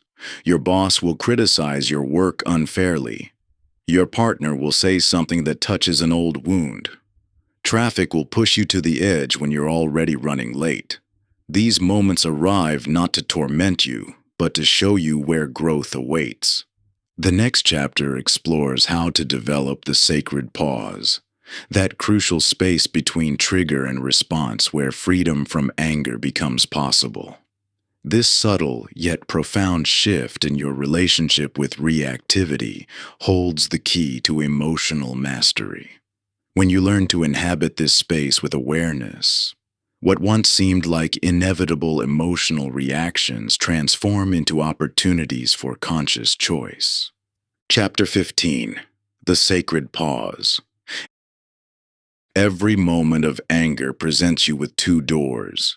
Behind one lies a reaction you'll later regret. Harsh words spoken in haste, actions that damage relationships, or choices that compromise your integrity. Behind the other waits a response aligned with your highest values, one that addresses the situation effectively while preserving your peace of mind and strengthening your relationships. The key to choosing the right door isn't complex anger management techniques or years of meditation practice. It's something far simpler yet profoundly powerful. The sacred pause. Your brain processes emotional triggers with incredible speed. When someone cuts you off in traffic or dismisses your ideas in a meeting, the amygdala activates within milliseconds, flooding your system with stress hormones and preparing you for fight or flight. This lightning-fast response served our ancestors well when facing physical threats, but in modern life, it often generates reactions mismatched to the actual situation. Neuroscience reveals that strong emotions temporarily hijack the prefrontal cortex, the brain region responsible for rational thinking and impulse control. Without intervention, this neural pattern leads to automatic reactions driven by primitive brain circuits rather than thoughtful responses guided by wisdom. Yet research also shows that even a brief pause can interrupt this pattern, allowing higher brain functions to come back online. This pause isn't about suppressing emotion or denying legitimate concerns. It's about creating space for wisdom to emerge. When you feel anger rising, even a 3-second pause can completely alter the trajectory of your response. This tiny gap between stimulus and reaction contains immense power. It's where your freedom from anger actually lives. Many resist the pause, fearing it signals weakness or loses the momentum needed to address problems. Yet true strength lies not in immediate reaction, but in conscious response. The pause actually enhances your power by ensuring your actions align with your intentions rather than your impulses. Think of music. Without spaces between notes, you'd have only noise. The pauses give meaning to the melody, transforming random sounds into composition. Similarly, the spaces you create between emotional triggers and responses transform reactive patterns into conscious choices. The pause becomes particularly challenging when you feel threatened, disrespected, or treated unfairly. Your system screams for immediate action, interpreting any delay as a dangerous vulnerability. Yet these are precisely the moments when the pause proves most valuable, preventing words and actions that could damage relationships irreparably. Developing this capacity for pause requires understanding the choice point, that critical moment between trigger and response, where everything hangs in balance. This point exists in every interaction, though you may not notice it initially. With practice, you'll develop increasing awareness of these moments of possibility. Studies examining emotional regulation consistently show that individuals who can pause before responding demonstrate greater resilience, maintain healthier relationships, and experience more sustained life satisfaction. This isn't because they never feel anger. They simply don't let anger dictate their responses. Your pause doesn't need to be lengthy. Even a single conscious breath can create sufficient space for wisdom to emerge. The key lies not in duration, but in breaking the automatic chain between trigger and reaction. Each time you successfully insert this gap, you strengthen neural pathways supporting thoughtful response over impulsive reaction. Over time, the pause becomes increasingly natural, a brief but crucial space of clarity in emotionally charged moments. You'll find yourself automatically creating this buffer zone when triggers arise, allowing you to respond from your highest self rather than your reactive patterns. Think of the pause as your emotional circuit breaker. Just as a circuit breaker prevents electrical overload by temporarily breaking the connection, your pause prevents emotional overload by briefly interrupting the automatic flow from trigger to reaction. This interruption doesn't eliminate the energy. It simply ensures it expresses itself in ways that serve rather than harm.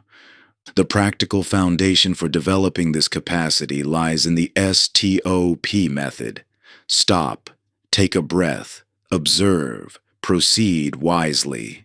This simple but powerful protocol creates a reliable structure for implementing the pause in challenging moments.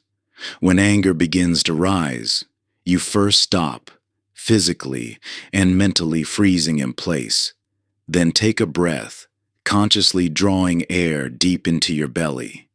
Next, observe what's happening in your body, mind, and the situation itself.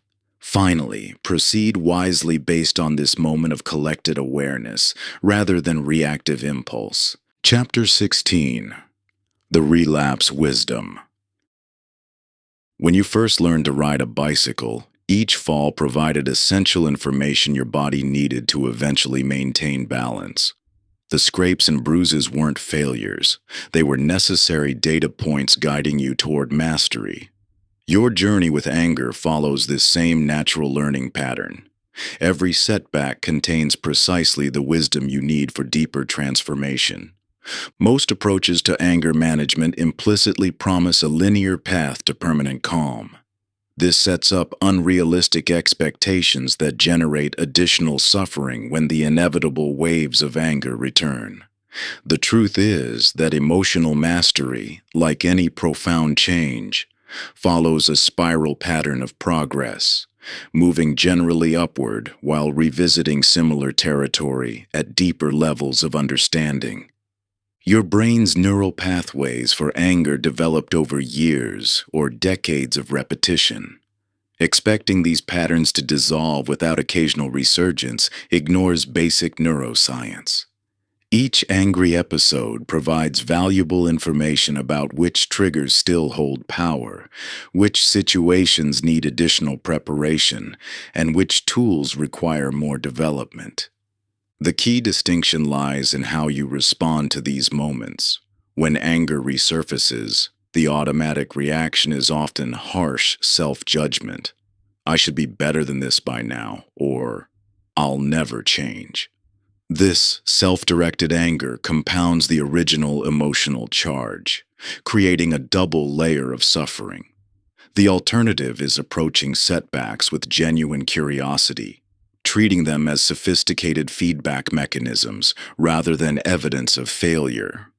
Consider how scientists view unexpected results in their experiments. Rather than becoming discouraged when their hypothesis proves incorrect, they recognize that nature is revealing something important, often more valuable than what they originally sought to prove. Your anger episodes deserve this same investigative respect.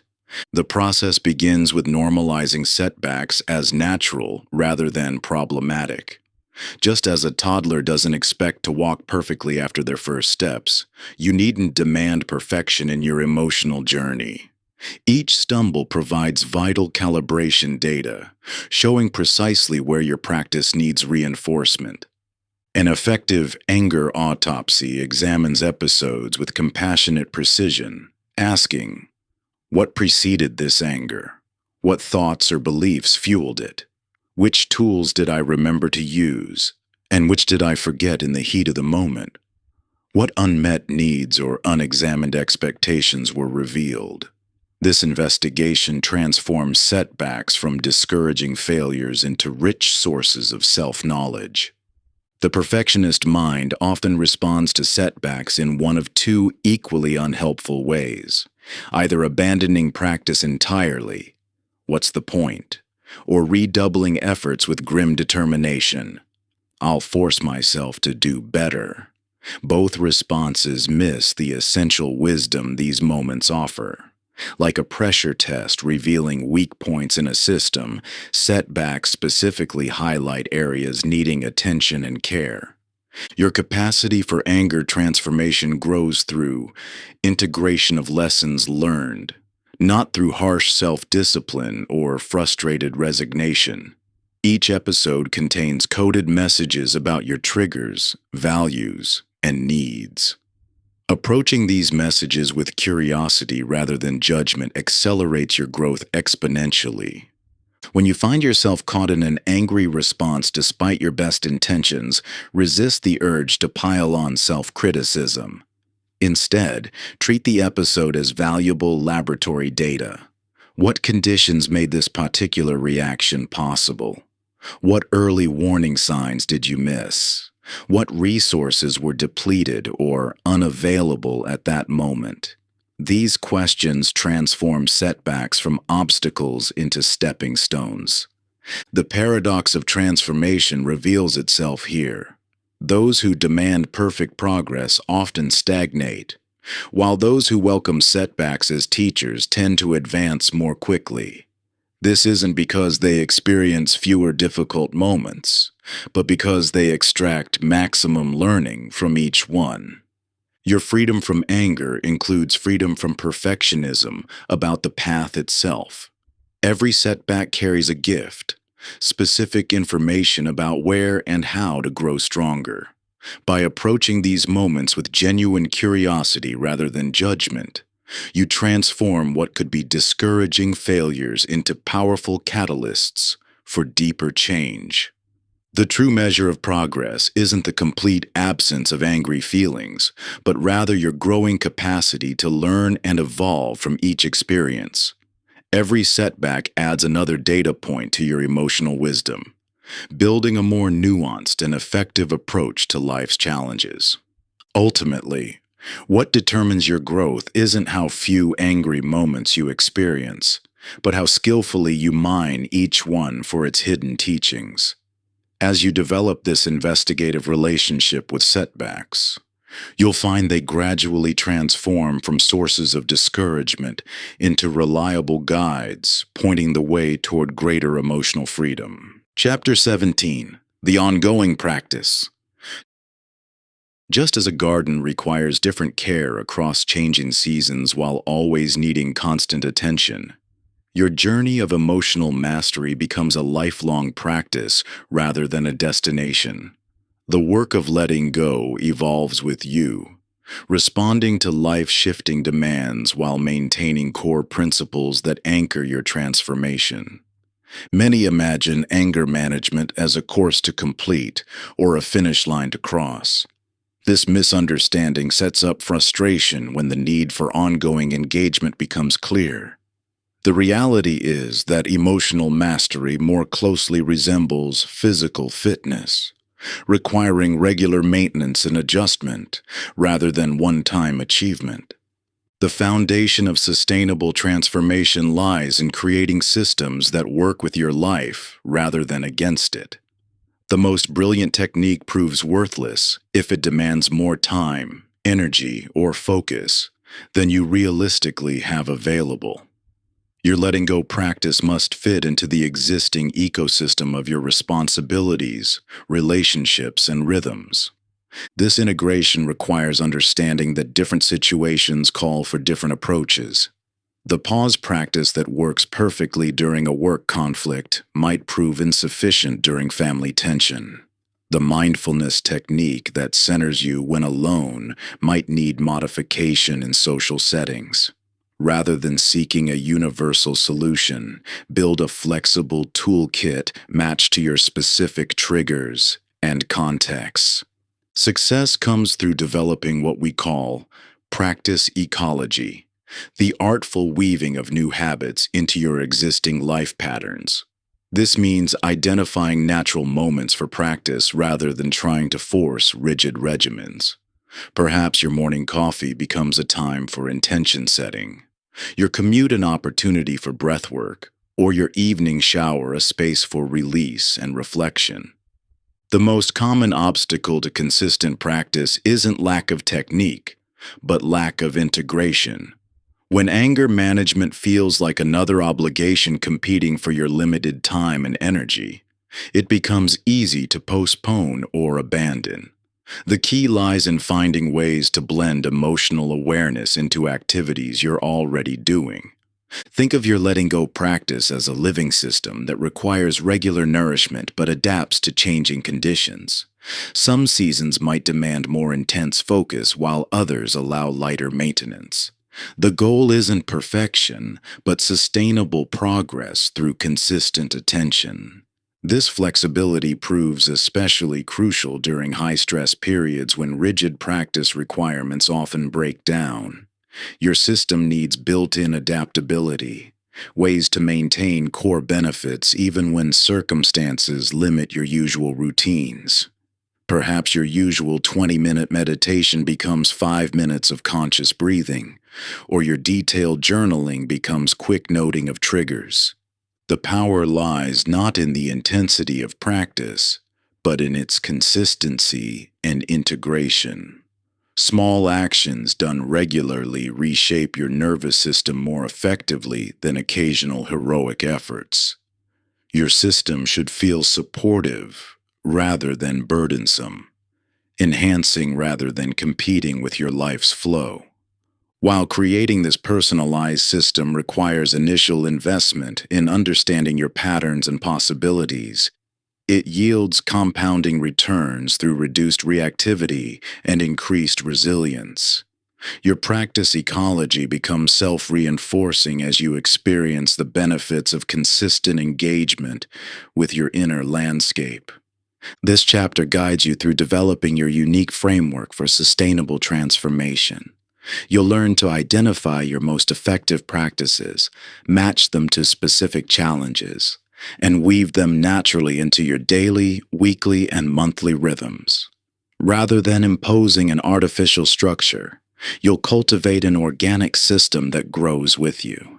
The foundation lies in honest assessment of your current patterns, challenges, and available resources. Understanding when, where, and how anger typically arises in your life allows strategic placement of supportive practices. Recognizing your actual time and energy constraints enables realistic integration rather than idealistic plans that quickly break down. Your personal ecosystem of emotional resilience grows much like a thriving garden, providing consistent nourishment while remaining flexible enough to adapt as circumstances change. Each practice you cultivate takes root naturally, strengthening your foundation while allowing space for new growth and pruning what no longer serves you. This living framework evolves alongside you, responding to your changing needs and circumstances rather than confining you within rigid boundaries. As you tend to this inner landscape, you'll discover an organic balance between structure and flexibility, discipline and spontaneity, creating a sustainable system uniquely tailored to your journey of transformation. Chapter 18: The Liberated Life. Imagine wearing dark glasses for years, seeing the world only in muted shades, until one day you remove them and discover a spectrum of colors you never knew existed. This is what happens when you break free from anger's dominance over your life. The transformation isn't just about experiencing less rage. It's about accessing entirely new dimensions of experience that were always present, but hidden behind anger's distorting lens. When anger no longer consumes your mental and emotional bandwidth, an extraordinary amount of energy becomes available for creation rather than reaction. The hours previously spent ruminating about grievances transform into time for meaningful pursuits. The physical energy once burned by chronic tension flows into vitality and presence. The mental space formerly occupied by revenge fantasies opens for innovative thinking and genuine problem solving. This liberation manifests across every aspect of your existence. In relationships, you move from defensive positioning to genuine connection. Without anger's constant interference, you hear what others are actually saying rather than what you fear or assume they mean. Your presence becomes a source of stability rather than unpredictability, creating space for deeper intimacy and trust. At work, you shift from battling circumstances to navigating them strategically. Challenges that once triggered defensive reactions become opportunities for creative solutions. Your capacity for clear thinking under pressure expands dramatically when anger no longer hijacks your cognitive resources. Leadership abilities emerge naturally as you model responsive rather than reactive engagement with difficulties. Your health transforms as the physiological burden of chronic anger lifts. The immune system strengthens when no longer suppressed by anger's inflammatory effects. Sleep deepens without anger's adrenaline disrupting natural cycles. Even your posture changes as habitual tension patterns release, creating an embodied confidence that others instinctively trust. This shift happens progressively rather than overnight. You'll notice brief moments of choosing differently in situations that once triggered automatic anger. These moments gradually extend into longer periods of emotional freedom. Eventually, you discover that calm presence has become your default state, with anger arising only when genuinely needed as an appropriate response rather than an automatic reaction. Many fear that releasing anger means becoming passive or losing the drive to address injustice. The opposite proves true. Without anger consuming your resources, you become more effective at creating meaningful change. Your actions stem from clear perception rather than emotional reactivity. Your voice carries more weight because it comes from wisdom rather than rage. The profound paradox you discover is that anger never actually protected or served you. It was the prison itself. You were both the jailer and the jailed, maintaining your own constraints through the belief that anger was necessary for survival, strength, or justice. As this realization deepens, an entirely new relationship with life becomes possible. Your fundamental sense of identity transforms. No longer defined by reactions to what you don't want, you connect with deeper values and authentic aspirations. The energy previously invested in fighting against flows into creating for. Your presence becomes a gift rather than a threat, contributing naturally to the well-being of others without sacrificing your own. This expansion radiates beyond personal transformation. As your interactions shift from confrontation to connection, you become a catalyst for positive change in your relationships and communities. Your example demonstrates the possibility of responding to life's challenges with wisdom rather than warfare. Your freedom from anger creates space for others to discover their own path to emotional liberation. The most remarkable discovery is that this liberated way of being isn't something you need to create or achieve. It's your natural state, already present beneath layers of conditioned anger responses. The journey isn't about becoming someone new, but rather unveiling who you've always been when not confined by anger's limitations.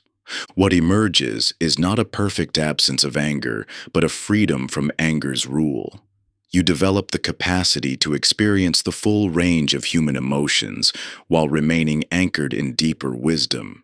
Anger may still arise, but it no longer defines or drives you.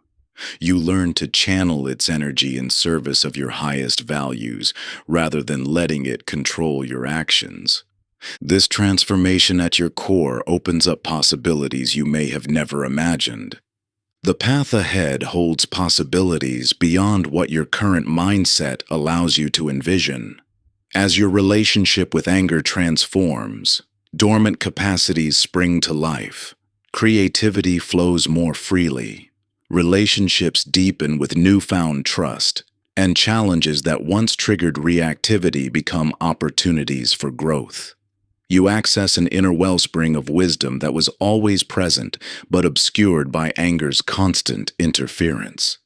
This evolution reveals itself in countless ways throughout your daily life. Where harsh words might have sparked immediate defensiveness, you now respond with steady clarity. When others project their own anger onto you, you maintain your center rather than absorbing their emotional state. You begin to experience genuine compassion for those still trapped in anger's grip, remembering your own journey while standing firm in your truth.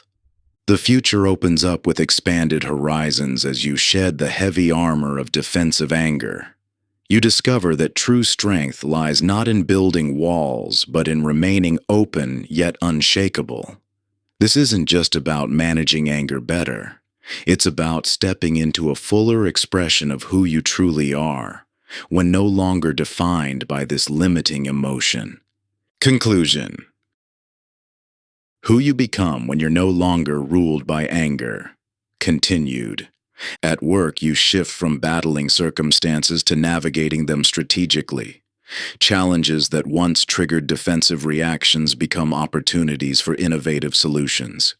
Your energy flows into creation rather than conflict, allowing you to access deeper levels of professional capability and leadership. Colleagues notice the change, not because you've become passive, but because you become more powerfully present. Your physical health transforms as the chronic stress of anger releases its grip on your body.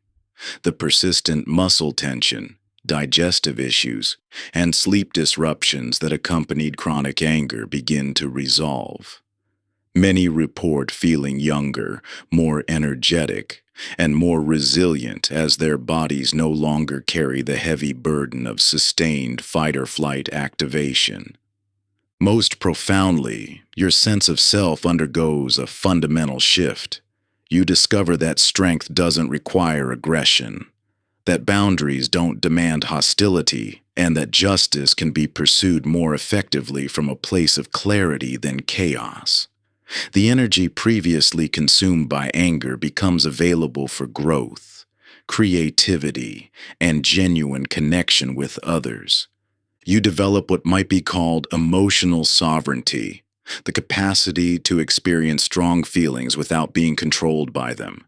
This isn't about becoming emotionally flat or unreactive. Instead, you gain access to a fuller spectrum of emotional experience because you're no longer constantly operating from anger's narrow bandwidth. Your relationship with injustice and problems evolves from reactive to responsive. You maintain the capacity to recognize what needs to change while approaching challenges with strategic clarity rather than emotional reactivity. This makes you more, rather than less effective at creating meaningful change in your life and the world. Time itself seems to expand as you're no longer losing hours to anger's aftermath. The mental space previously occupied by grievances becomes available for pursuits that actually enrich your life. You find yourself more present in each moment, able to appreciate life's beauty even while acknowledging its imperfections. This transformation ripples out far beyond your personal experience. As your presence becomes more stable and genuine, you naturally inspire others toward greater emotional freedom. Your relationships deepen as people feel safer being authentic around you. Your capacity to listen without reactivity creates space for genuine dialogue, even around challenging topics. This is not about becoming a different person. It's about revealing who you've always been beneath the layers of conditioned anger responses. The peace, clarity, and strength you discover were never created by this transformation. They were simply uncovered as anger's grip loosened. What emerges is not a saint or a pushover, but rather someone who engages with life's full complexity from a place of grounded wisdom. You maintain the capacity for appropriate assertiveness while releasing the need for aggressive defensiveness. You can acknowledge injustice while responding from clarity rather than rage. This is who you become when anger no longer rules your life. Not someone who never feels angry, but someone who has mastered the art of holding anger instead of being held by it. You develop the profound ability to witness anger's presence without being consumed by its flames. Like a skilled martial artist who redirects an opponent's force rather than meeting it head-on. You learn to channel anger's energy into purposeful action rather than destructive reaction. The emotion flows through you without controlling you, allowing wisdom rather than impulse to guide your response.